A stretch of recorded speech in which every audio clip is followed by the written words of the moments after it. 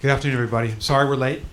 It's a pleasure to welcome all of you here. Apologies for this classroom. Not exactly the most convenient place for you to see us and us to see you. But it is what it is at the Kennedy School. We need a new building here. And that's part of hopefully, the expansion and fundraising that's ahead for this school. I'm Nick Burns, professor of the practice of diplomacy and international politics here at the school, faculty chair for the Middle East Initiative. And this event is being produced by the Middle East Initiative. Hillary Rentisi, our executive director, is right here. And so I want to thank Hillary and Noel for all their work on this. And I want to thank our panelists, Charlie Sennott, my good friend from the GlobalPost, Professor Tarek Masoud, my colleague here at the Kennedy School, Professor. Good friend. And good friend. And very good friend. And very good friend. Professor Nathan Brown, a very good friend, an old friend of mine from Egypt, from George Washington University, and from Carnegie. Each of them is going to say a few words about a central topic. What's the role of Islam and the Muslim Brotherhood in Egypt going forward, as the Egyptians try now to make a new future and to reform their constitution and devise a new political system, hopefully to produce a fledgling democratic state. That's the goal that many Egyptians have. How will Islam factor into that? And how will the Muslim Brotherhood see its opportunities for leadership in this new Egypt produced by the events in Tahrir Square? The larger backdrop is obvious to everybody in this room. We may be witnessing the most important transformation in the history, the politics, the sociology of the Middle East since the modern Middle East was founded. There are individual dramas underway in each of the 22 Arab states. Egypt, particularly for Americans, because Egypt's so important to us, was the focus of our attention and of Barack Obama's attention for a long time, in the latter part of January and the beginning of February. But since then, the international spotlight has been on Benghazi and Tripoli and on Yemen and in Bahrain. So we thought as a faculty, and I'm very happy that Professor Walt's here, because he's a core member of our faculty, and Professor Shai Feldman of the Crown Belfer Initiative, we thought as a faculty we ought to hold a series of seminars for students and faculty on the big issues. And the first big issue is this issue, because Egypt's the Keystone State. And Egypt is the heart and soul in many ways of the Arab world. So whither Egypt? That's going to be an important question for the rest of the Arab world. So the questions I wanted to ask the panelists to focus on are twofold. One is about what may happen in Egypt itself. Is the Muslim Brotherhood on the rise in terms of its political influence in Egypt? Are the young secular activists who brought us Tahrir Square, that incredibly inspiring 3 weeks, are they on the outs politically? Have they lost influence? Is there a role for them, or are they being outflanked by the Muslim Brotherhood, by the military, and by more organized forces? Is there a tacit alliance underway between the Muslim Brotherhood and the army? Michael Slackman wrote a very interesting piece in last Saturday's New York Times, front page story, where he said there is a tacit alliance underway between these two institutions, maybe to elbow others out of power in Egypt. What's the future direction of this resolution? What are the prospects for a fledgling democratic state in Egypt? It's the first series of questions. By the way, 10 minutes each.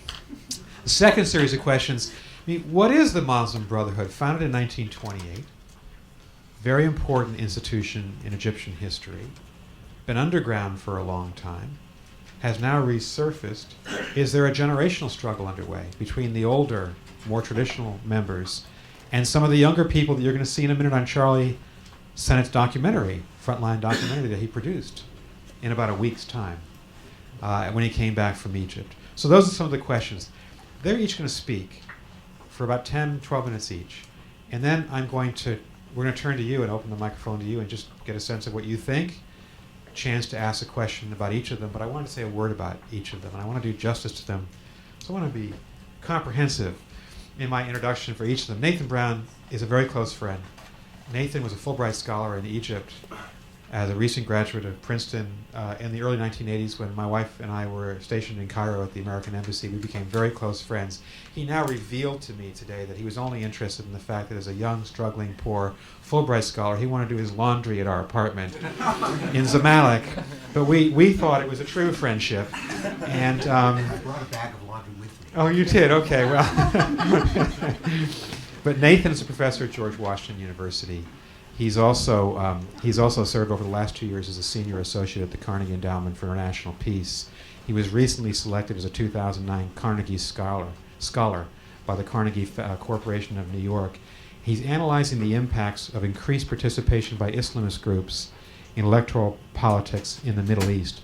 He's the author of numerous books. His first was Peasant Politics in Modern Egypt, and books about the legal system and the rule of courts in the Arab world, an acknowledged expert on the Muslim Brotherhood and Egyptian politics.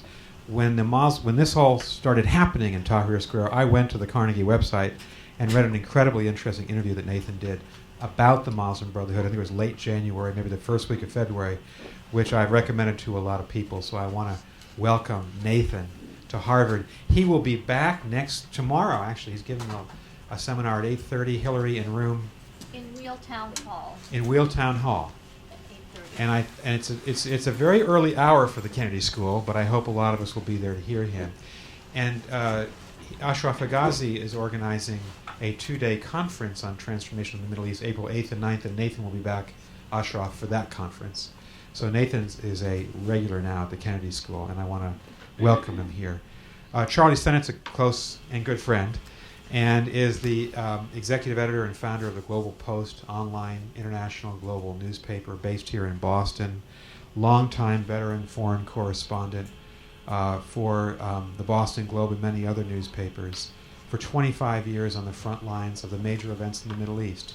He was on the ground in Afghanistan shortly after 9/11 and covered the Afghan war. He was on the ground with the U.S. military in March 2003 in Iraq. We got to know each other about 10 years ago in Europe. And Charlie has won many awards, written books, been one of our great veteran correspondents, went to Tahrir Square, interviewed the Muslim Brotherhood, filmed it, came back, put the film together, and Frontline showed it about a week after you got back, or 10 days after you got back. And it was an exhilarating documentary about this new movement. We're going to show a clip here for you of that documentary. And I want to thank Charlie for being with us. And finally, I just wanted to say, I think everybody knows Professor Tarek Masoud, who is just one of the great young professors at this school. He's added so much to the school because of his expertise in the Middle East, his expertise on Islamist movements. He's someone who's tried to follow, as a scholar, the struggle for people who live in authoritarian societies. How can they succeed in bringing reform and democratic change to their societies? This transformation and crisis in the Arab world is all about what Tarek's been studying and writing about for a number of years. We came to the school together, literally the first day together 2.5 years ago. He's a great colleague, and so I want to welcome Tarek here. And I think it's only fitting that we ask Tarek to speak first. This is his home turf. And so Tarek, it's all yours, and then we'll go to Nathan, and then Charlie, and then over to you. Would it be all right if I stood? Absolutely. Okay. I'm just constitutionally incapable of speaking while sitting down. So I've been thinking a little bit, thinking a lot actually about what this revolution told us, or all of the things that we thought we knew that this revolution proved to us we did not know. That were wrong, basically. And so there are things like the stability-inducing effects of ruling parties and elections that regimes like Egypt had. We had all this stuff about the apathy of the average Egyptian voter. That's clearly wrong. We heard a lot about the death of the left in Arab lands, and if you were watching these protests very closely, you saw that the left actually played a critical role both in the genesis and in the continuation of the protests. But one that's particularly relevant for us today is this bit of conventional wisdom that Democrats and liberals in Muslim lands, people who actually would want democracy, actually muted their demands for democracy because they feared it would bring about Islamist dominion. They thought, if we actually have democracy, the Islamists will win elections, and that would be a very bad thing, so maybe we shouldn't push Hosni Mubarak too hard. That's a bit of conventional wisdom that was abroad in the land, and when we saw these protests, and particularly in that first week, between the 25th and the 28th of January, when the Muslim Brotherhood finally joined in full force, not just the youth, but the entire organization, I thought, well, that's another piece of this conventional wisdom that should be discarded, and thank God I never wrote it. But now I think we're seeing that, in fact, that bit of the conventional wisdom was actually, we can't yet do away with it. That there's something very seriously and unfortunately true about it. Now, the folks who led the revolution, the people who set it off, who were these young, internet-savvy people, I think for them, there wasn't this fear of Islamists. In fact, they thought the Islamists were this bogeyman that Mubarak had been shaking before them, and so they were completely happy to try to bring down this regime, and completely confident in their ability, or the ability of secular forces to inherit the post-Mubarak Egypt. But now those young people are sort of on the side, and the old political forces have taken center stage, and we are seeing a resurrection of those old fears, and we're seeing precisely this being played out. And I think the best lens through which to view this is the debate that happened over the constitutional amendments that were just passed in Egypt on March 19th. I was there. I took my mother to vote in them, and she, of course, voted no. But there were basically, as you all know, 8, or maybe you all don't know, but there were 8 amendments to the Constitution. They basically had to do with making elections to the presidency more competitive, limiting presidential terms, and limiting some of the president's powers. But they were clearly not that comprehensive. And so some people said, look, we don't want these amendments. We want a thoroughgoing reform of Egyptian political institutions. And this was people like Mohammed al-Baradei, people like Amr Moussa. In fact, every single major candidate for the Egyptian presidency said you should vote no. And most of the youth of Tahrir, or many of the youth of Tahrir, were also arguing that you should vote no, precisely because they said, look, we don't want to sit in and amend this old document. We want to create a new one from scratch. The Islamists, on the other hand, were saying, listen, let's vote yes. This lays out a clear path to elections, and we should go forward. Now, the concerns of the people who said, we want a new constitution were kind of disingenuous, because the new constitutional amendments have within them a clause that is a self-destruct clause. It basically says the minute that a new parliament is elected, they have to elect a constituent assembly that would then amend the Constitution. So there was no question of Mubarak's Constitution remaining in place. So that argument was a little bit disingenuous, that argument of the no voters. The other argument that the no voters made was that, if we have elections too soon, the only people who are going to win are the NDP and the Muslim Brotherhood. Okay? Now this is a really extraordinary statement, because the NDP and the Muslim Brotherhood used to win elections in the past too, but we thought that was because those elections were rigged. Okay? Now you're telling me in the era of free elections, the NDP and the Muslim Brotherhood are still going to win. So that's a very odd argument.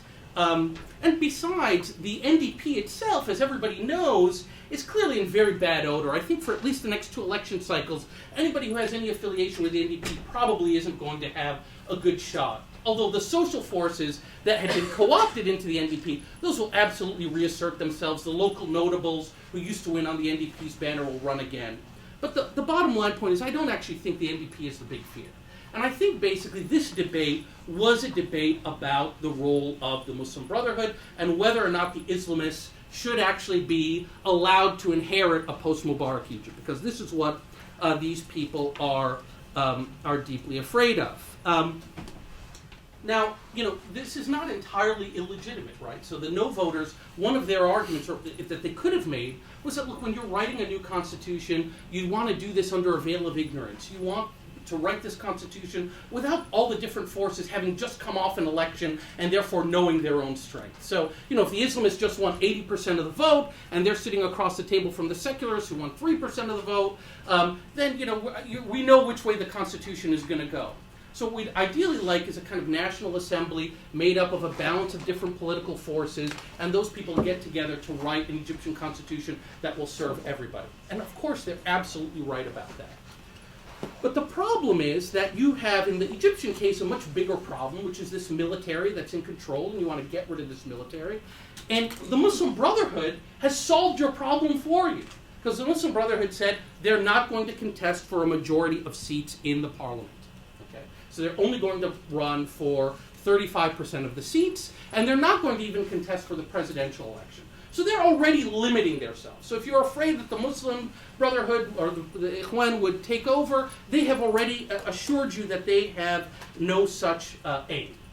Plus, I would argue that we have all kinds of empirical evidence, in fact, that the Ikhwan would probably not do that well in an election. And particularly now, I think, we're seeing a kind of splitting of the Muslim Brothers along a generational line. So the youth that Charlie will talk about, they just finished a conference that was not sanctioned by the senior Muslim Brotherhood leadership. We're starting to see reformist elements of the Muslim Brothers declaring that they're going to form their own political parties. And I think Nathan will talk a little bit more about this. And the Muslim Brothers saying, well, no, we have a political party that we want to form, and anybody who forms their own party outside of that is no longer a member of the Brothers. But we're already seeing that split. So you can imagine that the Islamist vote would be heavily fragmented. And that's not to mention all of the other non-Brotherhood Islamists who are going to come out there to try to get their share of the Islamist vote.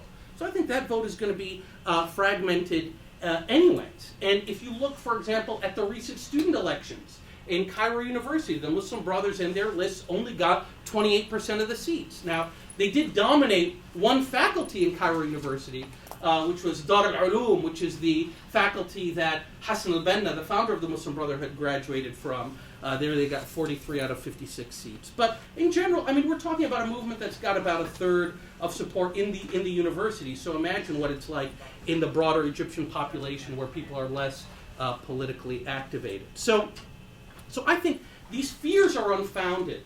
But the fact that these fears exist is interesting, and the fact that liberals are willing to forestall democracy because of these fears is troubling. Because basically what the liberals are calling for now, what al-Baradei has called for now, is a postponement of elections in general. Okay? And they're all saying we want to postpone elections so that we can have a chance to organize. Okay? Because if we have elections now, these Islamists are going to win. And that seems to me to basically be calling for a preemptive Algeria. Okay? So in Algeria in 1992, the military takes over because the Islamists looks like they're going to inherit power, take over power as a result of elections. Now what the liberals are saying is, look, this could happen, so don't leave. It's analytically identical. It's basically calling for Algeria. So it's very depressing because it's clear that the liberals in this case are not really Democrats. And an even better example of this, and Nathan has written about this, if you look at these constitutional amendments that were just passed, these were clearly presented to the Egyptian population as amendments to the 1971 Constitution. That's what these 41% of Egyptian voters thought they were voting on. Now, the military council, in a sop to the opposition, is saying, well, these amendments are actually going to be part of a constitutional declaration that we're going to put. So basically, they're going to be part of an interim constitution. The 1971 Constitution, that we're going to keep that aside. That's still out the door. That, to me, seems a huge violation of democracy. And the idea that liberals are kind of applauding this and thinking of this as a legitimate concession is deeply troubling. Okay? So that's on the one side. The liberals are not Democrats. On the other side, the Democrats, the real Democrats, the people who want to to have a fair democratic process, are the Islamists, the Muslim Brothers, and they are not liberals by any means. And we can, they're admirable in a lot of ways, but some of their views, many of their views, are deeply troubling, and we should not look past that. So, on that very pessimistic note, I will conclude. But I think what this reveals is that the Egyptian democracy is still a long way away. All right, thank you. Thank you. That just gets us started. Thank you.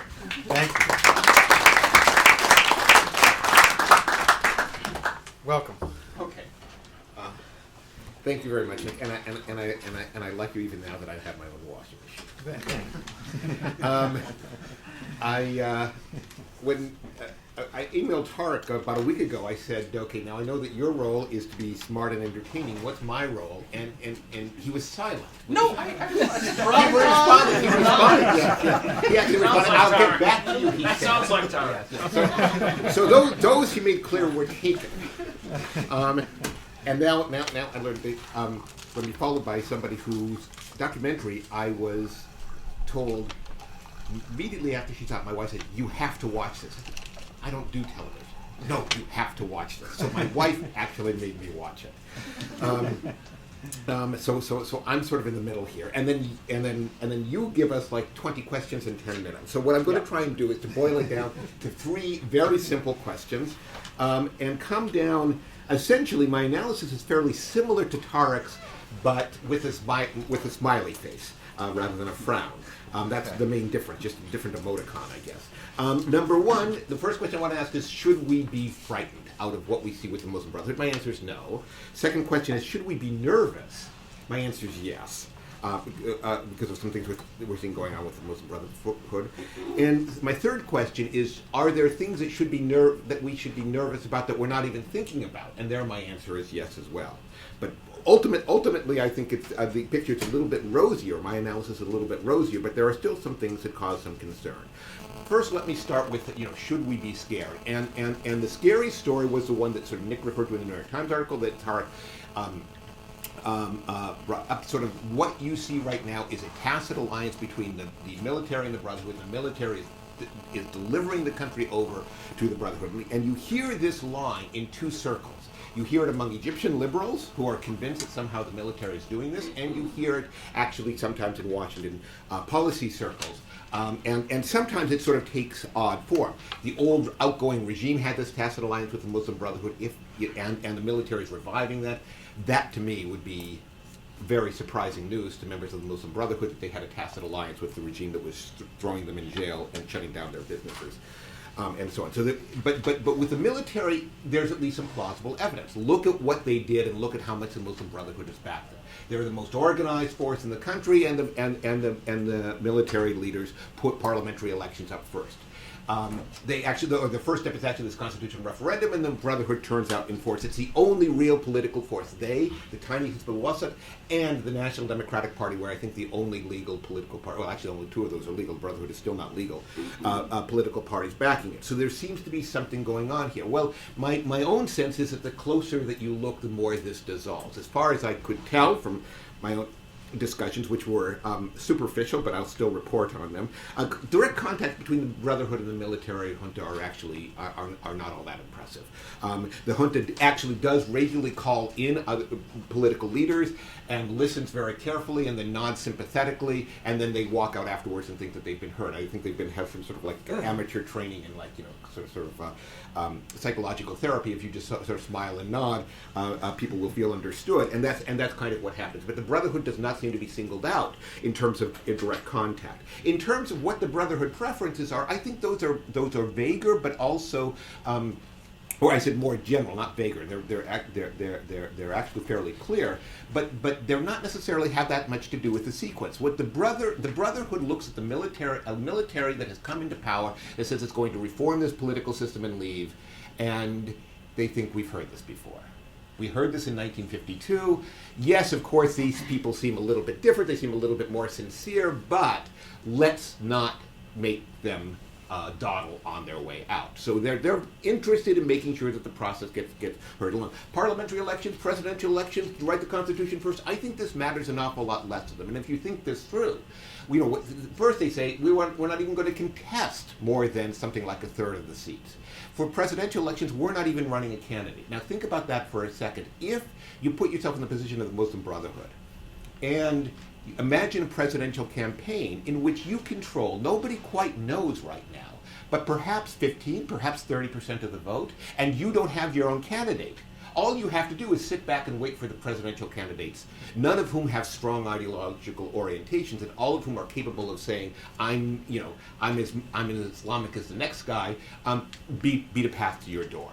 This is going to be a very comfortable position for them. So I don't think they really care, presidential versus parliamentary elections first. The military says it wants parliamentary elections first. Who knows why? There are some good reasons to do them first, but for the Brotherhood, I don't think they care very much. Let's just move this process along.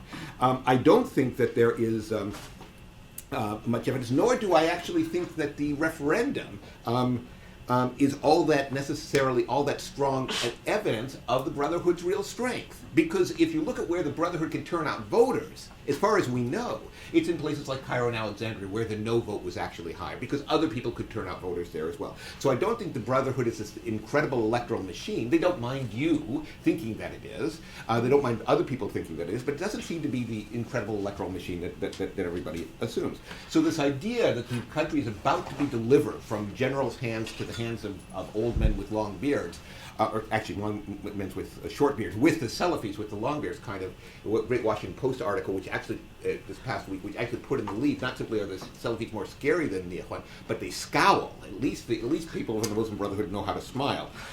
So that's kind of the scary image. I'm not sure that that's the case. However, is there reason to be nervous? Yeah. And the reason for the nervousness, I think, had to do a little bit with what Tarek was talking about. Are they liberal? Well, it kind of varies from one member of the Brotherhood to another. They don't really know how liberal they are in practice because they've never really had to really practice any kind of politics except by standing up in Parliament. But what we do know about them, I think, is that they're not quite ready for this. They have spent the last 5 years in hunkering down mode with a regime that has turned its not all of its repressive apparatus, but a lot of it towards them. And their reaction was basically just to say, we're in this is a generational battle. We're not about winning power at the electoral, at the ballot box tomorrow. That's impossible anyway. We're about preserving the organization for the long term. And if you take a look at the people who are now in control of the Brotherhood, they're basically people who are probably less oriented towards politics and whose basic instinct when faced with the decision, is to pull out the file and say, what did we do yesterday? And so, there's a revolution in this country. Are we going to run in parliamentary elections? Well, the last time we said we'd run for a third of the seats, so let's do it again. Are we going to form a political party? Well, let's look through our files. Actually, back in the late 1980s, we made a decision that we would file for a political party. So I guess that's already been decided. They move extremely slowly. And they move extremely cautiously, and they're concerned with preserving the health of the organization over the long term. This is a very unstable situation. They're not going to risk an awful lot for politics. So in a sense, actually, that's to me some of the split between the young activists and the oldsters. Young activists, some of them do tend to be a little bit more liberal in their social and political attitudes, but also they take risks. They do things. Okay, they act. They act first and sort of deliberate later. So there's kind of a strong stylistic difference between them, and the older ones are therefore, as I said, I think not quite prepared for the political game. And in a sense, you saw that in the referendum, because what the Brotherhood managed to do. I mean, part of the problem with a group like that is it doesn't play well with others. Okay, it's not that they didn't that their differences with other groups that had pulled off this revolution were so deep-seated over short-term tactical questions. But when it came time to actually hammering out a position, are we in favor of this referendum or not, the Brotherhood was basically off on its own. It did not seem to consult very much with other groups, and that's one of the charges against it by other members of the opposition, say, the Brotherhood is out for its own interests. It doesn't really coordinate well with others. The members of the Brotherhood who are, I think, good at playing politics have been sidelined in the organization, or they're in the younger generation. Okay, so that's why we should be a little bit nervous about it. What should we be nervous about that we're not seeing? Let me just close on this. A couple things. Number one, we don't know how these Egyptian elections are going to work at all. We don't.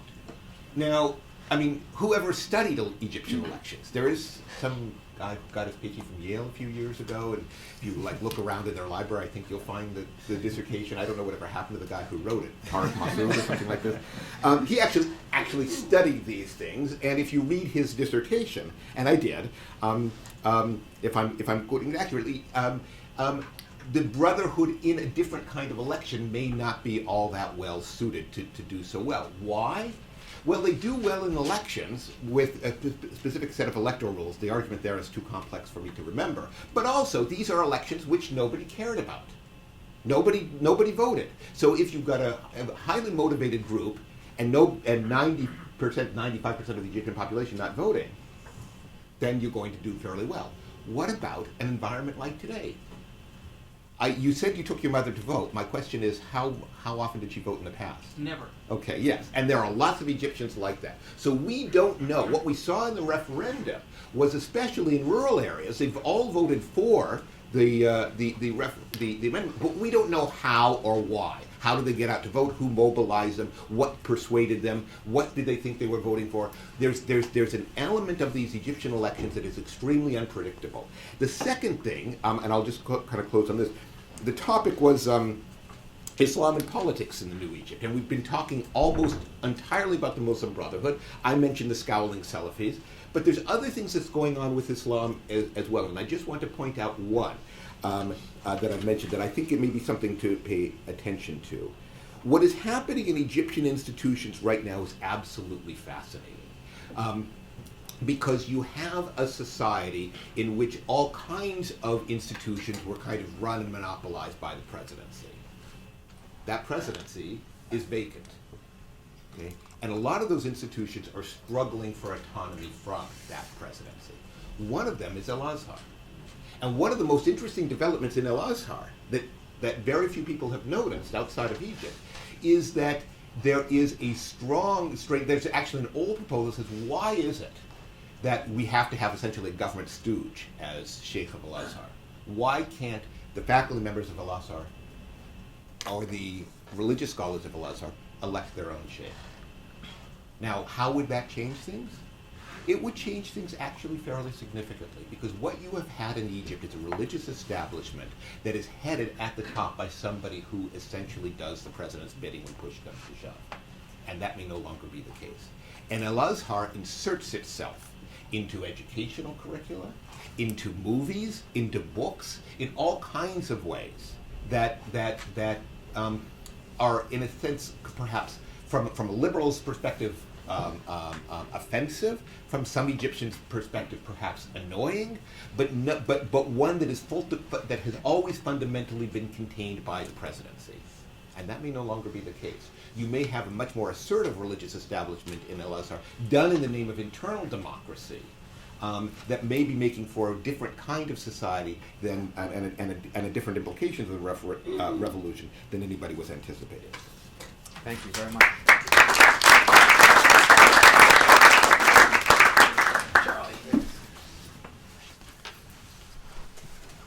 Thank you. Thanks a lot. I'm not even going to try to touch the depth of knowledge of both of these gentlemen, but I did want to show a quick clip of the film. And sort of, I am at the distinct disadvantage of not having seen this, but Frontline is a great organization that put the clip together, so I'm going with great faith that they caught a few good clips. Noel, do you want to show it? And then I thought I would just come in right off of that and talk a little bit about my journey as a reporter. Really began in 1993, World Trade Center bombing. Remember the first one, parking garage bombing, nascent Al-Qaeda. My city editor sends me to Egypt to find out who is this guy, Sheikh Omar Abdel Rahman, the spiritual leader of that very nascent Al-Qaeda movement. And one of the first things I heard was how much they hate the Muslim Brotherhood. So young street police reporter following a New York City story, begin a journey in Egypt with trying to figure out the Muslim Brotherhood and its piece in this or not, and sort of ending up that it's not there. I've now covered that ever since, really. And this journey back for me, I was seeing some of the old Muslim Brotherhood sources that I'd had all those years ago in '93 and had kept in touch with. So we'll show a little bit of the documentary, and then I'll bring it forward to just returning from being in Tahrir Square and reporting.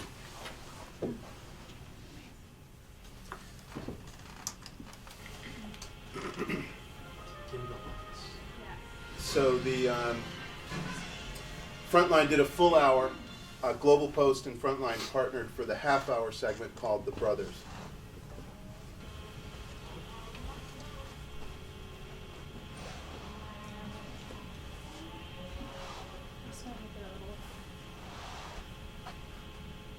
Egypt's revolution may have been ignited by young secular activists. There was another powerful force at work behind the scenes of the uprising.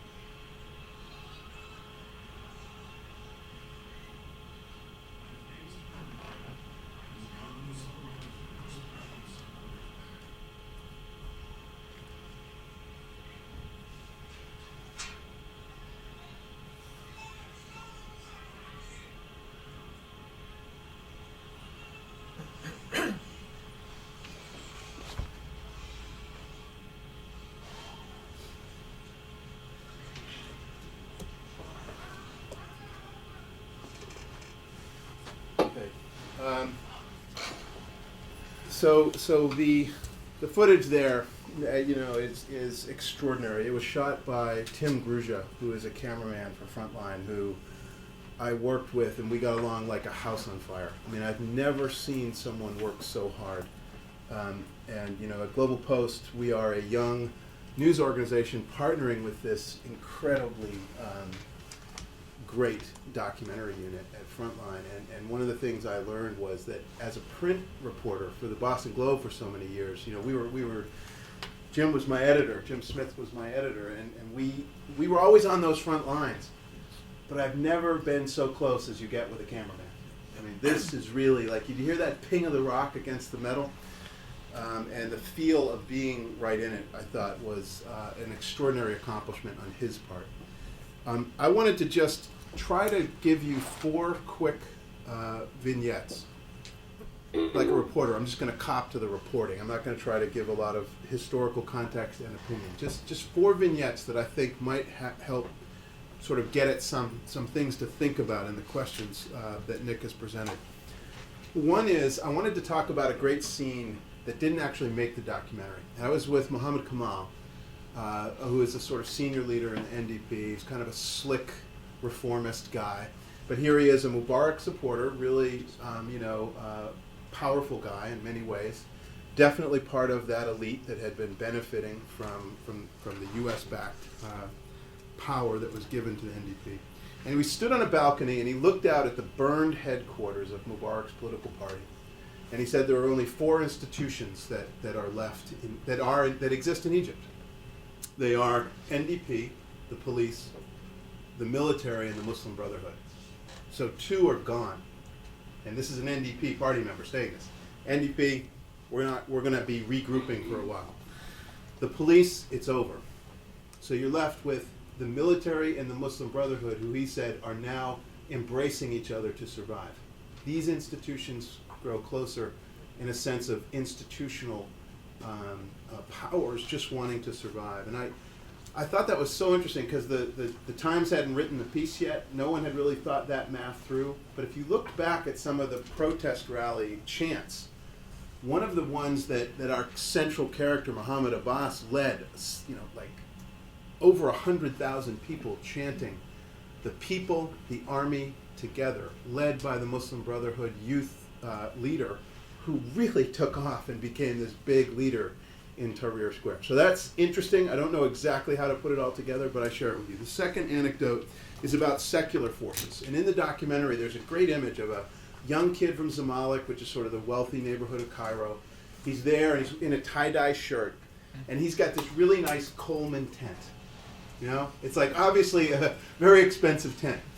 And he's surrounded by plastic tarp all strung together and taped. And the Muslim Brotherhood is all around him.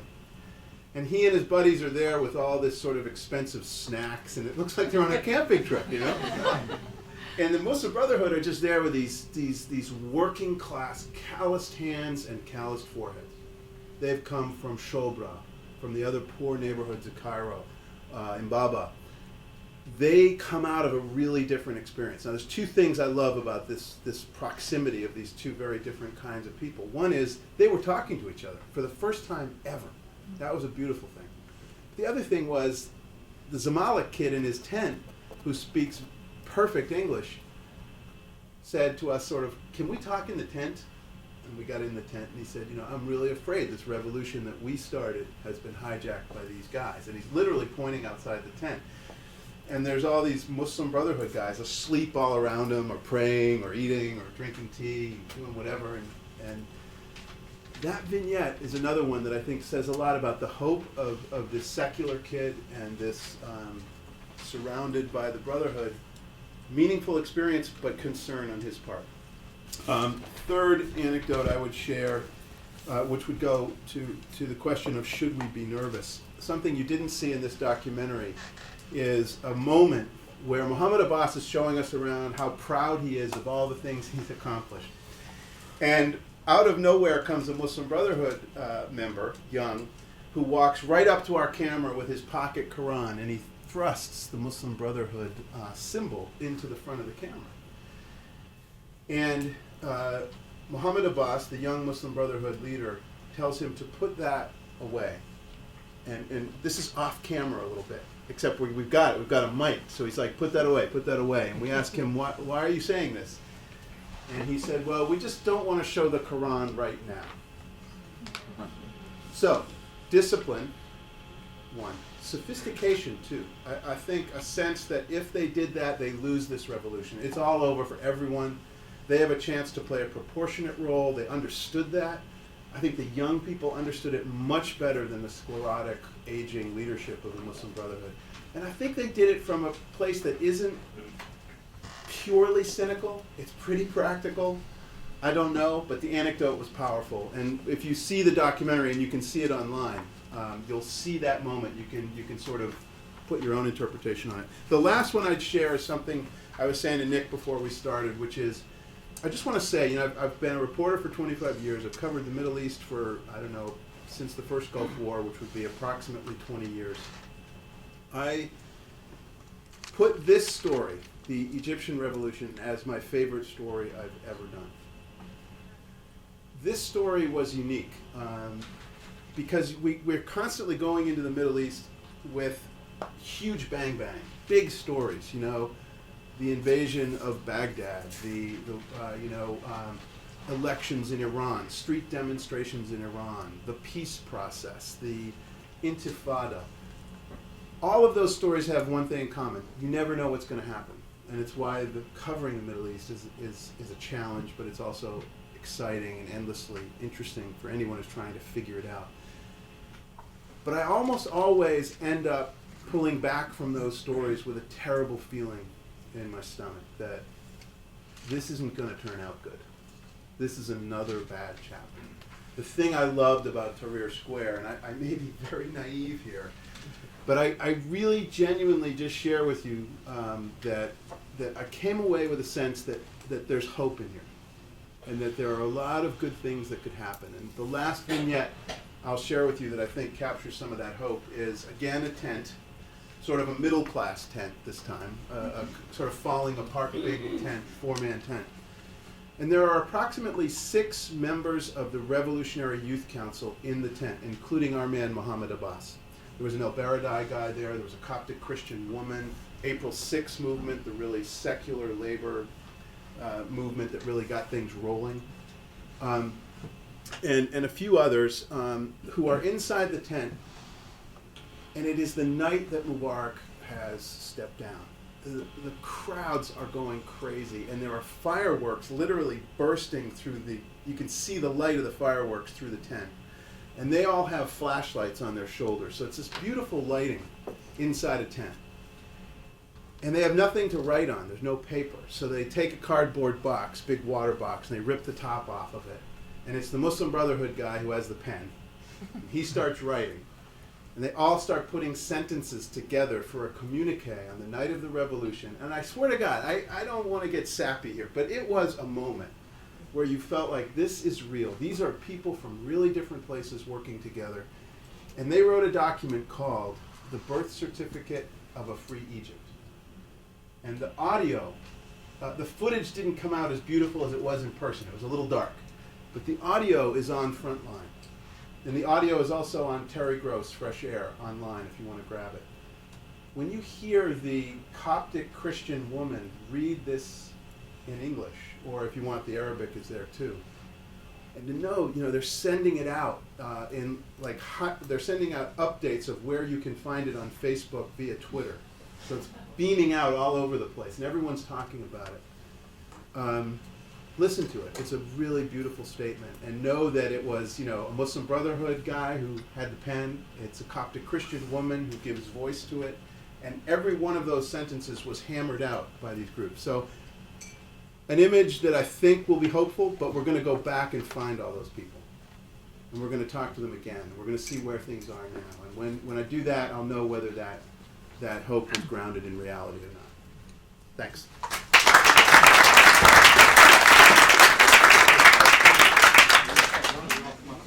Okay. Yeah, I think it's going to be easier given the configuration of the room. So, thanks to each of you. I'm going to have everybody just stand up here and answer Group questions. photo or? But before we go to questions, let's pick up where Charlie left off. Thanks to each of you for a really great presentation, for giving us a framework. I know it's difficult. I know academics don't like to do this, and sometimes reporters don't either, but we got to know, how's the story concerned? Just use your best professional, journalistic, academic judgment. If we meet here a year from now, a year from today, March 30th, 2012, is Egypt going to be generally on the path towards a more reformist, democratic future, or will it be more of the same? An authoritarian government led by the military, or are we going to see the ascendancy of some kind of Islamic movement that might replace the military over time? There may be other options. But I mean, quickly before we go, maybe just 30, 60 seconds, how do you see this turning? Let's go in reverse order. Charlie. I really hate to forecast in the Middle East because I've never been right. But you got it. I even was saying I was saying going into the Egypt story that I didn't think he would step down. I mean, I think it's a hard one to read. I think there is more hope than anything else. I think there is more a sense of good that can come out of this. And I think one of the big challenges for America right now is that America needs to ask a lot of hard questions about how it's as if the tide has gone out and now you can see where all the rocks are. And all those rocks are the hypocrisy of our foreign policy. We can't say we support democracy and support thugs. We can't continue to do that. And I think that is a policy equation that I'm so glad I only have to cover it and not figure it out.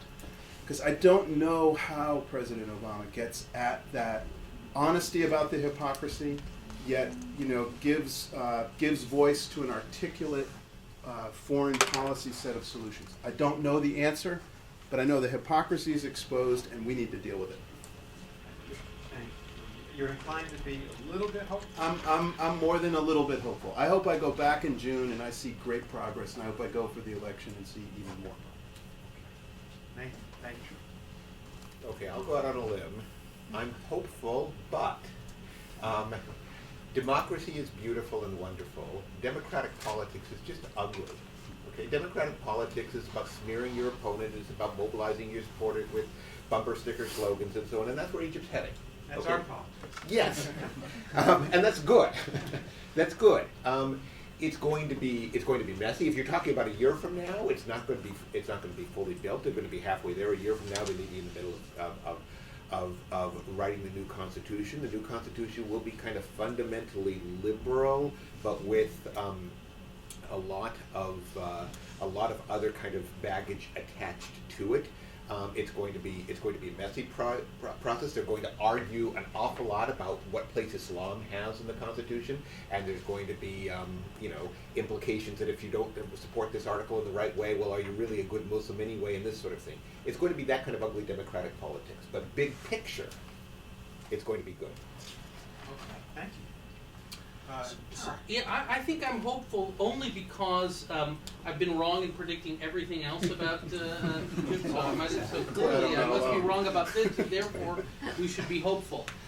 I think, I say what Nate... You're overdue to be right about that. Well, I'm not as wrong as some people were. But I think I would say what Nathan said, but with a frown. So I think that the constitution writing process is going to be very difficult.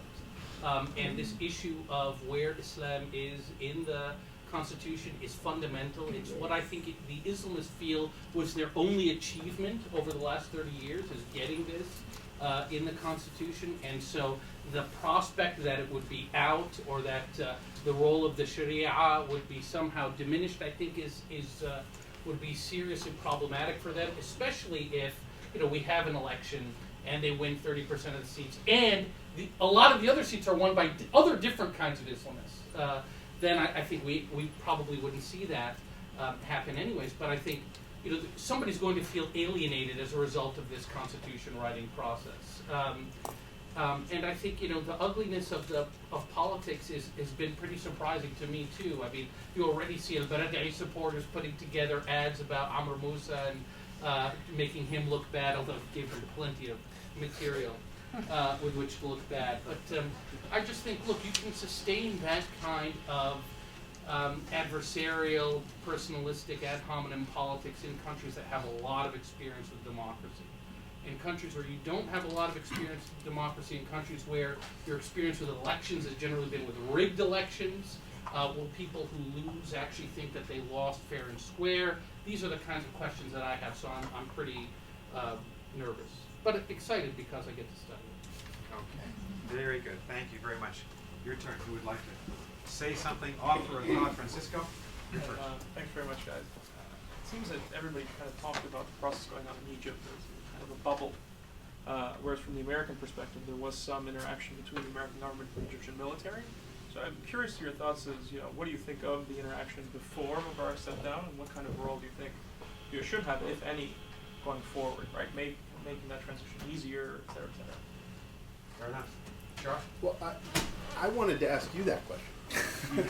And I mean this really genuinely, that I'm very interested here in this moment to say there's two things that, coming off your question, I'm really interested in hearing about. There's an opening here that's incredible in the region, and one of the things I'm sensing from just from talking to so many people about it and hearing from so many people about it is, could the events of Tahrir Square sort of pull the energy out of Al-Qaeda and its message? And if it does that, what's the regional impact? And therefore, wouldn't the U.S. then have an unbelievable case to be made for going headlong into Egypt and making sure this thing really works? And I wanted to ask you, should we be doing this? And that would get to a good answer, I hope, of your question. Poor Francisco's a student in my class. He gets it all the time? Misfortune of having to hear him. Well, I mean, I guess my quick answer would be, I hope the United States sees this moment. I'd love to hear from you what you think the moment should mean, or from the, Well, I would say very quickly, I know a lot of people in the Arab world felt that President Obama hesitated too long in the Tahrir Square drama. I guess where you stand is where you sit. As I sat here in the United States, as a veteran of many administrations, I thought he moved with almost lightning speed for a government, for a president, to overturn about 55 years of policy. And if you think about the dates here, the demonstrations, I think, really got going on the 25th of January. On the 28th of January, it was a Friday night, I was sitting here with my wife, and we were watching Obama at a 7 p.m. press conference from the White House, and he basically said in that press conference, I'm with the people in Tahrir Square, and Mubarak needs to essentially move on. I turned to my wife and said, he's throwing Mubarak under the bus. Our friend. I was a little bit shocked. I thought it was a real risk. Maybe I'm just more conservative than Barack Obama. I think he was ahead of me. I thought he moved very quickly to say, I'm with those people. Point one. And I thought what he did was an interesting mix of public diplomacy and behind-the-scenes diplomacy. He supported the right of the young kids to demonstrate. Behind the scenes, he was using our influence through our military to say to Hosni Mubarak, you've lost the credibility in your credibility in your own country. You've lost the street. We think you need to leave. We respect you. You're our friend. We're not going to throw you out, but you got to move out. And that was Obama behind the scenes. The second point, very quickly, is what have we done since then? The president did not want to go into Libya. He still doesn't want to be there. He was desperate to hand this off to NATO. Why? Because we have 22 crises in front of us. We have a crisis in Israel over this. And we have a crisis in Iran looming, I think. The president's thinking, my vital interests are Egypt, Saudi Arabia, the Gulf, and Iran. And North Africa is not vital for our interests.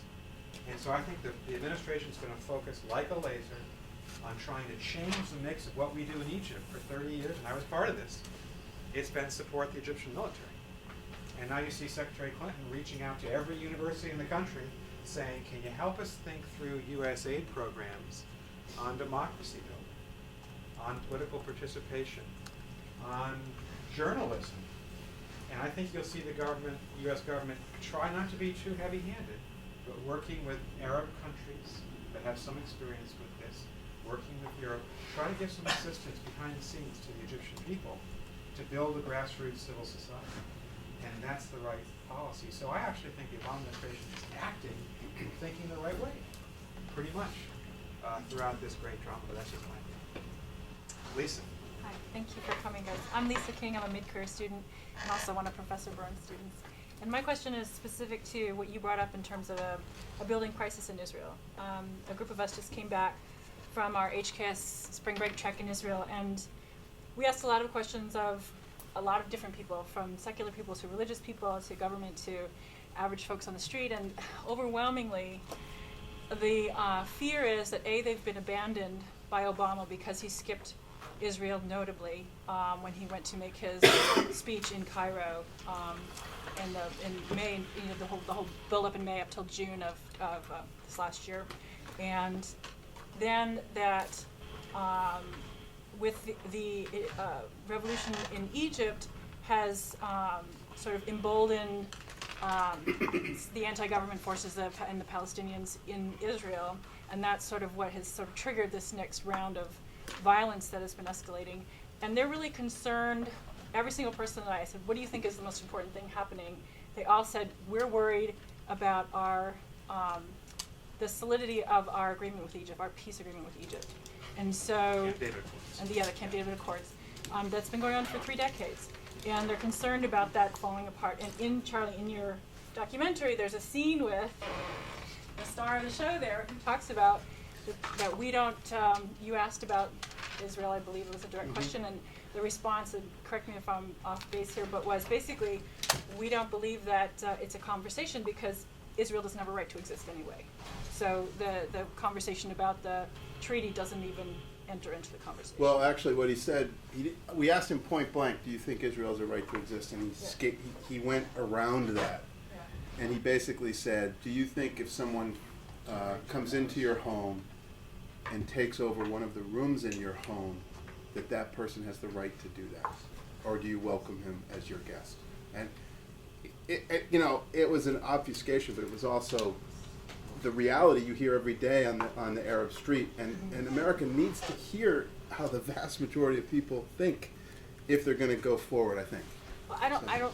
Thank you for correcting me. I watched it right after the first night it no, came out. you had it right. It was all right. Yeah. But my question is, what do you say to this? What do you think is going to come out of this? Do you feel like that this peace accord is in danger? If so, I mean, like, what's the situation there? Because obviously there's an American security interest there. It's why I think there was a lot of disquiet in Washington, Right. over the ultimate ramification of what will happen with Israel and Egypt. Joe. I think that I'll be really brief. So if you're worried about Camp David, which I think you should be, it's not the Muslim Brothers that you should only be worried about. That generally this treaty is as Charlie says, just not very popular. So Ayman Noor, who is the kind of the media was kind of trying to push down our throats as the Václav Havel of Egypt, right? The liberal that Condoleezza Rice was constantly trying to get out of jail. Ayman Noor recently said that Camp David is essentially over, and that if he's elected president, he's going to try to subject this treaty to a popular referendum. I was in Egypt over spring break. People would say the same thing to me. One who was the executive director of a pro-American Businessmen's Association said, we're no longer going to sell our foreign policy on the cheap to the United States and Israel, and if they want our cooperation, they're going to really have to pay for it. And why do we need Camp David? We can cancel Camp David and just have normal relations with Israel. I'm not going to kick out their ambassador. So there's all kinds of problems that people perceive with Camp David and perceive as that the peace with Israel, particularly in this time where the Palestinians they feel are being mistreated, is not something they want to do. But I think this gets back to Francisco's question. That, look, these people can say whatever they want, right? But at the end of the day, it's the Egyptian military that has the final say over this particular issue. And this is also why I'm a little bit skeptical and waiting for the other shoe to drop, because I just can't see the Egyptian military completely ceding power. Not just because they have all these economic interests, but the last thing that they want is for this democratically elected, irresponsible riffraff to come and put Egypt's security at risk by doing things like saying, we're going to have a referendum about Camp David. So I think the military would probably make clear that to whoever gets elected that this is a kind of red line. You don't come near it. And so for that reason, I'm not as worried about that particular issue as others. Nathan? Yeah, I think I'd come down probably the same place as Tarek, again with a slightly more smiley face.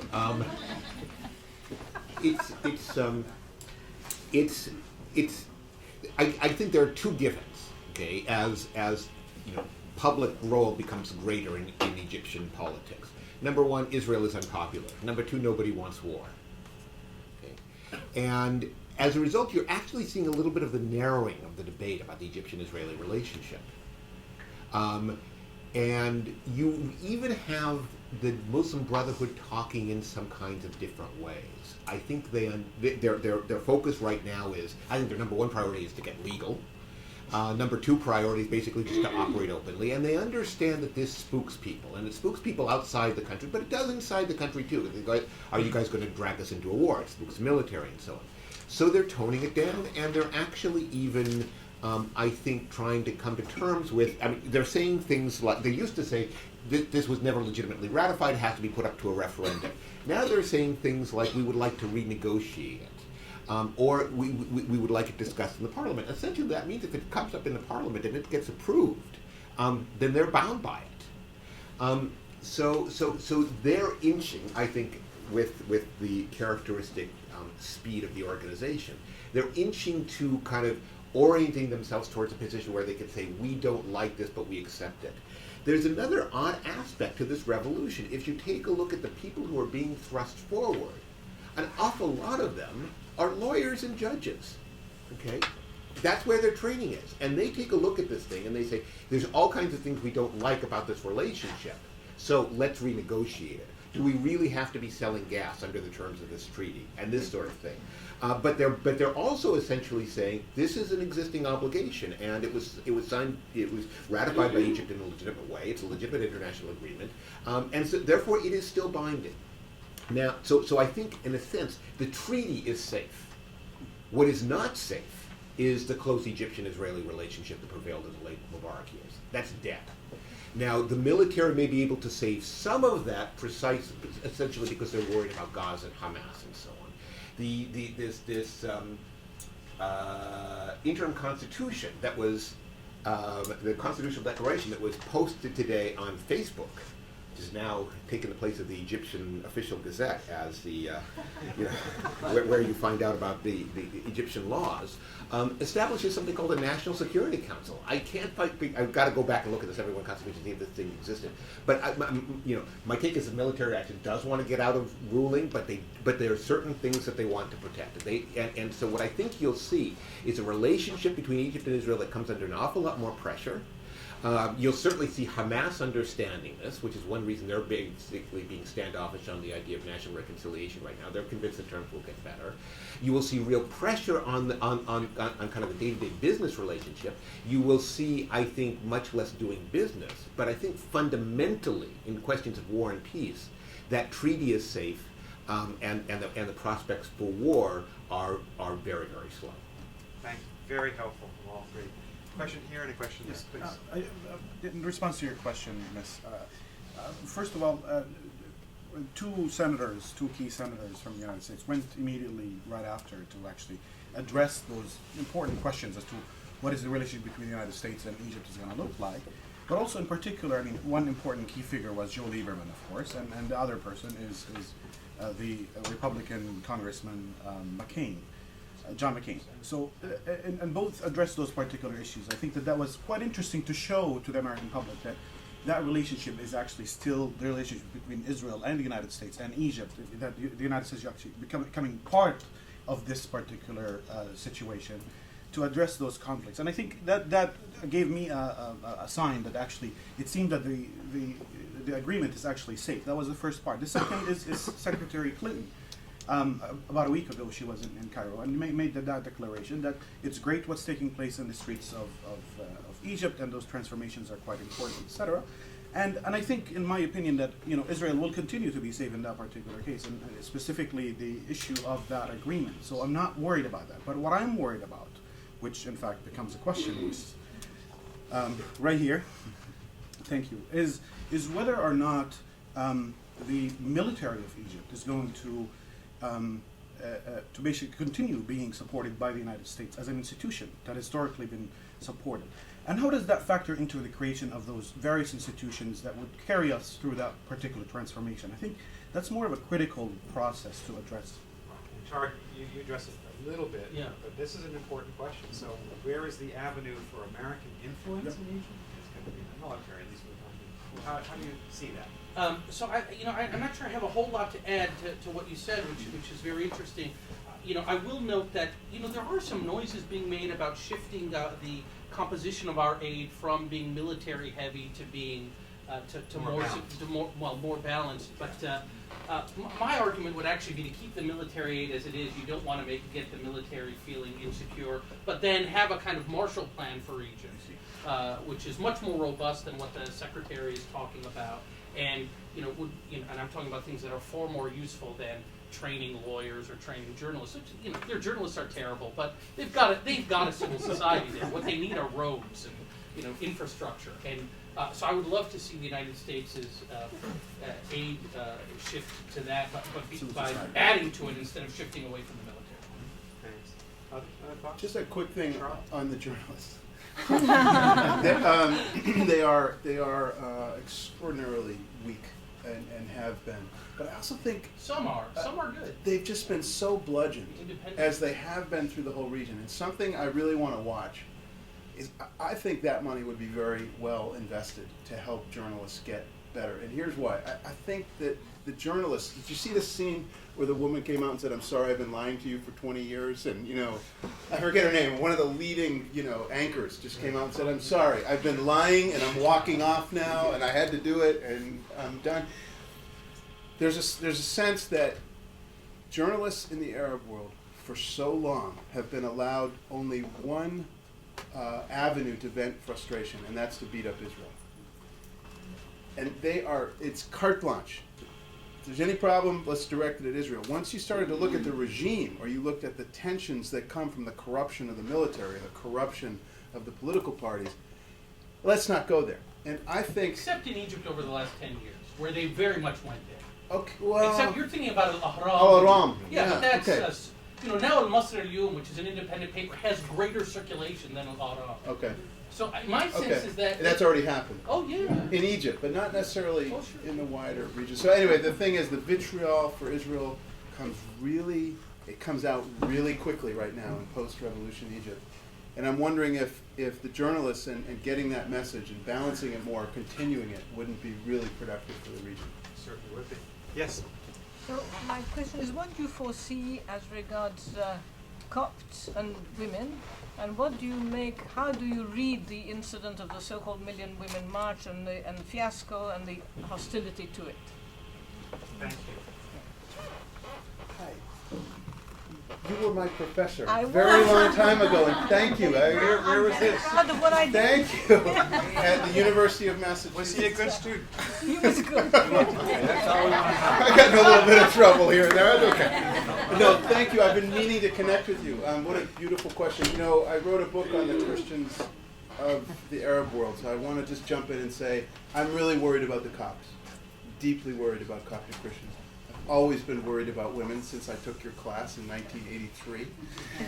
And I think women in the Arab world in general, I don't think anything has improved there. I don't see any reason to be excited about this when you look at the issue of women's rights yet.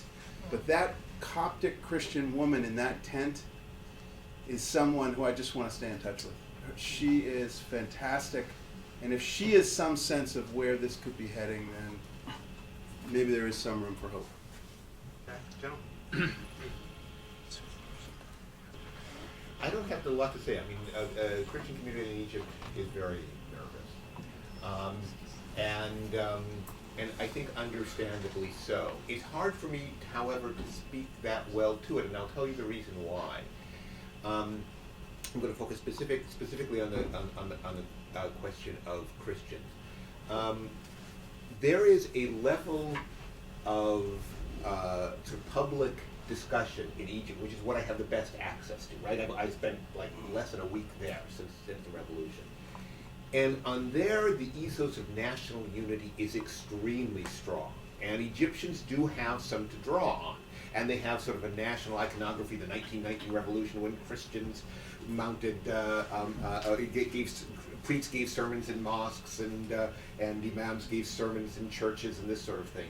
And they draw very, very heavily on that. So now I'm looking at this and thinking, maybe they're protesting too much. You know, they're so the ethos of national unity is so strong at kind of a verbal level that there's clearly something going on. When I was in Egypt, I will say that there were a couple fairly ugly incidents.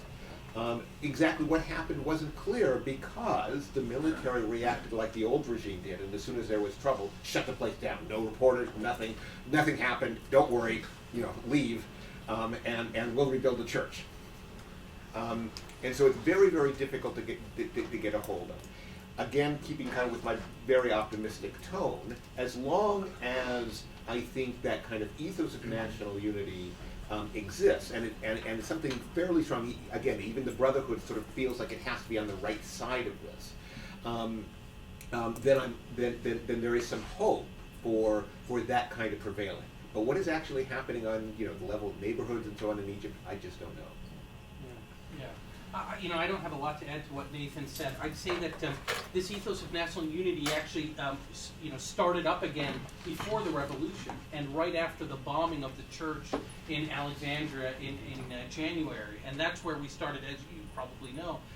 We started seeing, and in fact the Muslim Brotherhood shortly thereafter, one of the senior members of the brothers came out and said, oh, by the way, you know that thing that we said where we were not in favor of, or we thought it was completely verboten for a Copt to be president? We're now rethinking that because they too felt they needed to be on the correct side of where Egyptian popular opinion was. So I think this, like with a lot of issues now, I think there's no question that the kind of middle class people, the people that you saw in Tahrir, absolutely have these beliefs and values of tolerance and believe that all Egyptians are one.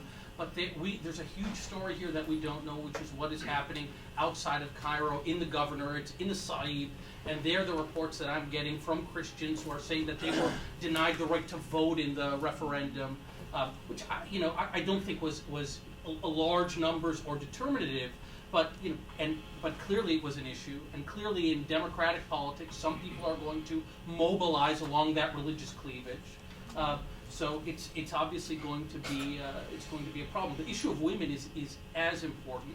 And again, this revolution changed a lot of things. It got rid of Mubarak, but it's not going to fundamentally overnight change deeply entrenched cultural substructures. And one of the things that we saw in that million woman march, which wasn't really a million women, number one, which is why, in fact, all of Egyptian women need to be marching, but secondly, they were attacked by thugs. And now most nice liberal Egyptians will call those thugs who attacked the women representatives of the regime, which was already gone. But the fact is that this happened, and it doesn't bode well. We have time for just a couple more questions. So we'll quick questions, quick answers, and I'll start with you, then to Professor Feld, and then if we have time, right to you. I just have a question about how do you see the growing political role of the Salafis, especially that they're more present in the countryside than the Muslim Brotherhood, and what sort of relationship could develop between the Muslim Brotherhood and the Salafis? They hate each other. It's just as from a journalistic point of view, I kept thinking since I first went there in the early '90s, thinking they're going to get together. This is going to happen. And over 20 years, it's finally sunk into my head. It's not going to happen. They really see the world differently. They have great contempt for each other, and it's probably not unlike sort of Black Panthers in America and NAACP in the sense of sort of people maybe moving very generally in a similar direction, but very different sense of how to do it and what they're trying to accomplish. Is that a fair? I think that's right. Yes. The interesting thing about the Salafis is how they got into this. Okay, they could have basically said this has nothing to do with us. This Muslim revolution about different kinds of secular government. And no, they're getting political and they're getting very involved. How much they command, I would guess is fairly small, except in a few locations in Egypt. But it is going to be. But the idea of a Brotherhood Salafi alliance, I think, is unlikely. They're rivals and yeah, kind of contemptuous of each other. Until you have parliamentary elections and the Salafi Party and the Muslim Brotherhood Party and the other Islamist parties form a coalition in parliament too. So that's one prediction I'll make, is that there will probably be at some point a parliamentary coalition between these groups. But yeah, I mean, the interesting thing is, again, they're participating in politics. They want to participate in elections, etc. So again, even these really scary Salafis are moving in this, salutary direction of participating in politics as opposed to using violence. Okay. Shai, press call. I just want to push it to a little bit. First of all, to say that I hope to God you're right. If we can pray to the same one. I think we did. But I wanted to ask you actually to address the implications of 3 of the 4 what did you call it, vignettes, which actually kind of point in, at least in tone a little bit, in a different direction. Because Nathan, you kind of created a straw man about the military delivering the country to the Muslim Brothers. That's easy to destroy. But I'm now going back to these 3 vignettes. Number 1, the notion that the military and the brothers are embracing each other. That's a more reasonable scenario, which has, in the long run, potential implications. Because, and it's clear why the military would be interested in this embrace, because right now their principal problem is law and order, and the brothers have already shown themselves capable of doing that. Number 2, the fear that was expressed about the brothers, quote unquote, hijacking. And the fact that your mother's camp got defeated is some indication of the problem here. And the third is this guy that says, to the guy with the push the Quran to the camera, take it away, take it away. Well, that basically shows that these guys are savvy, that these guys are clever, and that they are pragmatic. It doesn't mean necessarily that they have changed or are changing, or that we have strong evidence that they're changing what they would like to see as the end state. Mm-hmm. And so I'm asking here, and remember that when you say, for example, the military, you count on the answer to the Israel question, the military can be counted to be there. Well, the military, through this process, can gradually weaken, okay, as we saw in Turkey. The military today in Turkey is not the military of 10 years ago, and its capacity to veto things that they don't like is not the same as it was 10 years ago. Okay, good challenging questions. This will be the final one. So I think that, let me take them in reverse order. So you're absolutely right about the military in Turkey, but the difference is that the military in Turkey has no legitimacy now, okay? The military in Egypt has a high degree of legitimacy. I mean, all of this stuff about the people and the military are one hand. When I talk to interlocutors in Egypt and tell them my fears that this military is not going to it's not going to leave power, people tell me you don't understand Egypt, you don't understand the military, they're in support of this revolution. So right now, the military's credibility is very high, and that's why they want to get out, so that they can retain this bargaining power and retain this control over these key portfolios. So I think that's probably why the military wants to move this along. And that gets back to your first question about the Muslim Brothers and the military embracing each other. And I think, again, the military is reaching out to all forces in Egyptian society that can help it in its governance task. But again, if you look at with the recent constitutional declaration, okay, it seems actually that the military moved in a direction that the Brotherhood really didn't want, and in a direction that the secularists did want. And even postponing the elections, which were supposed to be in June, postponing them until September, that wasn't all of what the secularists want, but it certainly wasn't what the brothers wanted. So I think that this evidence that the military and the brothers are like this, and nobody else is talking to the military or has the ear of the military is not right. I think the military is making concessions to a variety of groups in society, of which the brothers are one. And then finally, your point about the Muslim Brotherhood hijacking this revolution, and should we look at the 77% of Egyptians who voted yes in the referendum as that somehow an estimate of the Muslim Brothers' strength, because the Muslim Brothers were trying to mobilize people to vote yes. And I think it's very hard for us to make that conclusion. First, because of what Nathan said, which is, if you look, I actually have a nice chart that the Washington Post wrote up about, but basically if you look at, rates of illiteracy or urbanization and yes votes, they're completely positively correlated. So the more rural you are, the more yes votes there were.